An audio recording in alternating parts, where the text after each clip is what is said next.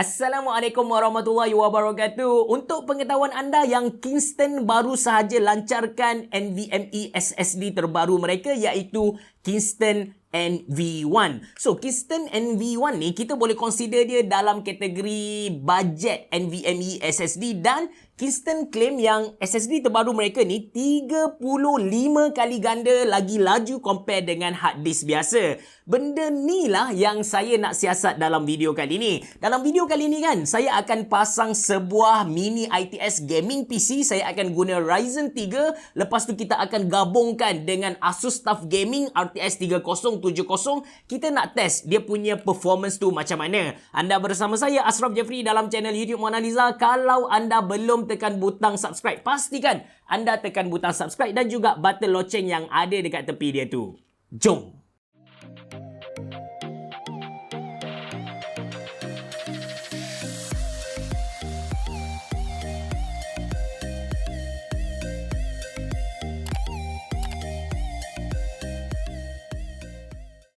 Okay guys, pemasangan PC kita kali ni saya akan pecut. Saya akan buat tup. Siap. Sebab apa? Sebab objektif utama kita kali ni adalah untuk cek sama ada speed untuk NV1 ni, Kingston NV1 ni betul-betul 35 kali ganda laju dari speed hard disk biasa ataupun tak. Okey, untuk kita punya motherboard saya akan guna ASRock B550 Phantom Gaming ITX AX. Lepas tu saya akan gabungkan dengan Ryzen 3 saja. Kali ni kita just guna Ryzen 3 saja sebab saya nak tengok performance gabungan antara Ryzen 3 3100 dengan Asus TUF Gaming RTX 3070. Okey, nak pasang dia tak susah sangatlah. Kita check sama ada dia punya indikator. Indikator dia dekat sini. Kita lagakan dengan indikator yang ada dekat soket motherboard ni. Kita masukkan dekat sini. Proses seterusnya, kita akan pasang NVMe SSD. Yang mana NVMe SSD dia ada dekat port ni. Kita kena buka dulu. Okey, kita buka dulu. So, saya kena unbox dulu Kingston NV1 ni. Nak buka macam mana, dia tak ada bagi guide. Saya pening macam mana nak buka ni. Tak apa, kita buka macam ni lah. Oh ya. Jadi inilah dia Kingston NV1 PCIe NVMe M.2 SSD dari Kingston. Ini adalah affordable NVMe SSD terbaru dari Kingston. Kapasiti yang saya dapat ni ialah 1 TB. Kita akan masukkan ke dalam soket kita punya motherboard dekat sini. Alright, dan kita akan terus screw. Guys, satu benda menarik tentang ASRock B550 Phantom Gaming ITX AX ni, dia datang dengan 2 slot NVMe SSD. Satu yang saya pasang Kingston NV1 tadi, satu lagi, cuba anda cari kejap. Bahagian atas ni tak ada, bahagian RAM ni pun tak ada, bawah ni kita dah letak satu dan bawah dia punya IO shield ni macam mustahil. Kat mana ya?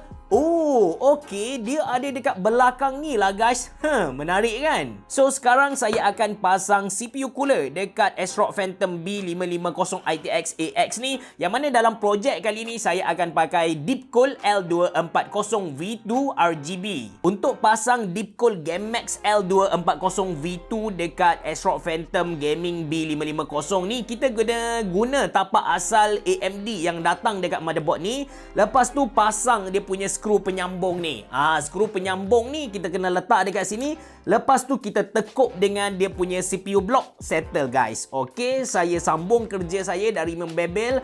Kita skru ke empat lubang yang ada dulu. Lepas tu tepek sikit thermal paste atas dia ni. Macam kena tambah sikit lagi ni. Alright, tambah sikit lagi. Tambah, lesek sikit lagi, tepek lagi. Saya guna thermal paste dari Cooler Master iaitu Cooler Master Ice Fusion. Okey, bila dah ready dengan thermal paste ni, baru kita letak water block masuk ke dalam dia. Lepas tu kita screw lah.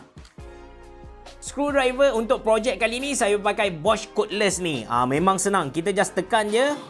Dia terus masuk macam tu. Okey, dah siap pasang NVMe SSD, dah siap pasang CPU dan dah siap pasang CPU cooler lah. Untuk RAM kita pasang last kali. Bila dah buat semua kabel management tu, baru kita pasang RAM. Sekarang kita akan pasang power supply ke casing. Jadi kita tolak tepi dulu semua benda alah ni. Casing untuk projek kali ni guys, saya pakai casing terbaru terbaru dari gabungan antara Lianli dan juga Encase, iaitu sub.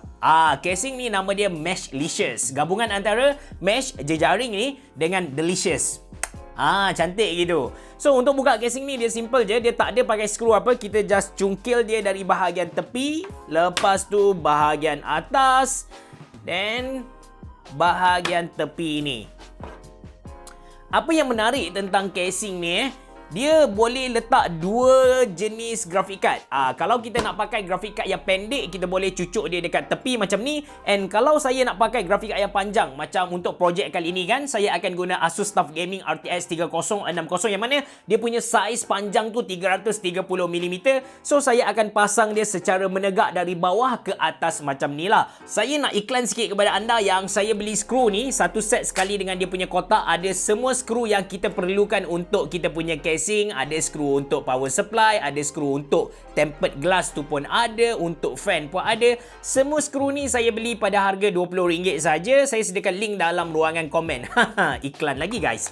Okey, saya dah siap pasang power supply dekat bawah ni. Kita akan pasang motherboard dekat atas. Lepas tu untuk graphic card kita akan pasang dekat belakang. Menarik tentang Meshlicious dari WhatsApp Dub ni, dia dah datang dengan PCIe riser. So jangan bimbang lah.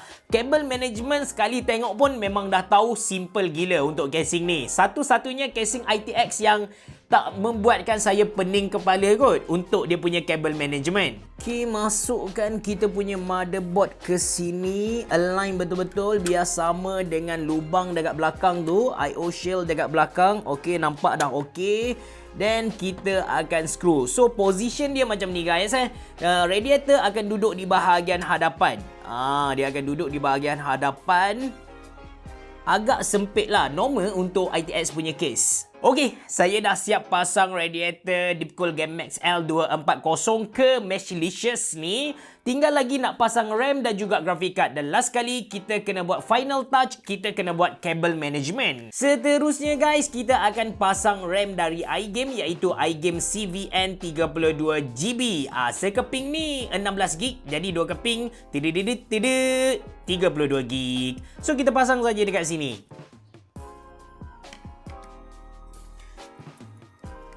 Masuk satu biji. Alright, 2 biji. Last kali sebelum kita buat testing tu, kita akan pasang graphic card ni. Dan macam saya bagi tahu tadi, kita akan buat finishing. Kita akan buat kabel management. So untuk graphic card ni, kita akan masukkan ke dalam slot ni. Dia akan berada dalam keadaan berdiri macam ni lah guys. So cucuk masuk elok-elok. Okey, tekan.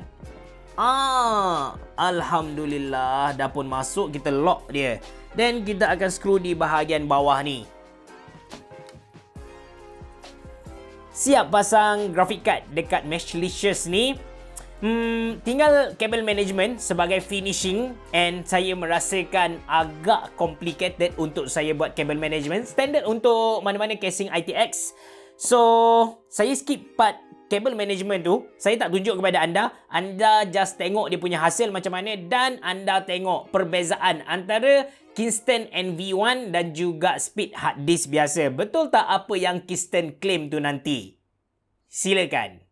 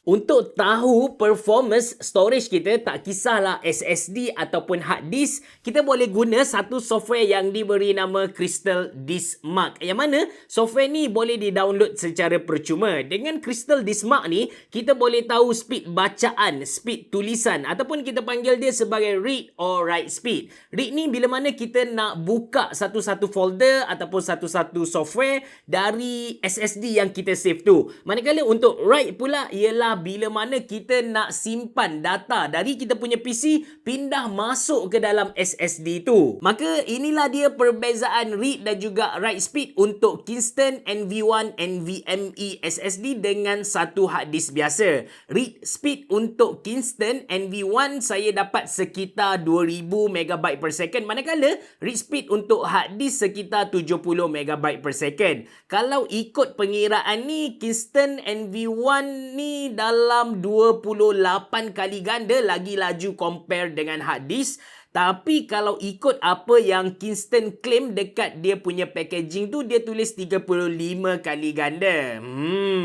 Ada pengurangan sebanyak 7 kali ganda ataupun untuk kelajuan SSD tu sendiri sekitar 20% lah. Dan sebenarnya anda tak perlu gelabah, anda tak perlu bimbang. Ini adalah perkara yang biasa kita jumpa dekat mana-mana SSD, bukan Kingston sahaja. That's why bila brand-brand ni dia nak iklankan produk mereka, mereka tak akan bagi tahu yang dia punya SSD memang pergi 3500 MB per second. Tak ada. Mereka akan janji kepada kita yang SSD mereka ni boleh pergi hingga 3500 MB per second. Up to 3500 MB per second. Sebab ada banyak faktor yang menentukan speed SSD tu sendiri. Lagipun Kingston NV1 ni mereka target normal user, macam untuk kerja-kerja pejabat, sekolah atau siapa-siapa yang sedang guna laptop dia just kadar guna SSD SATA ataupun hard disk, nak upgrade laptop dia kepada speed yang lebih laju, anda boleh beli Kingston NV1 ni. Tapi kalau anda nak akan performance yang lebih padu, anda boleh beli Kingston A2000 atau KC600. Atau kalau anda cari satu SSD untuk gaming, anda nak bila loading tu dia macam pelesit, laju gila, anda boleh beli Kingston KC2500. Saya sediakan link untuk anda beli ke semua SSD ni dekat ruangan komen di bawah. Terima kasih kerana menonton. Biar jumpa lagi.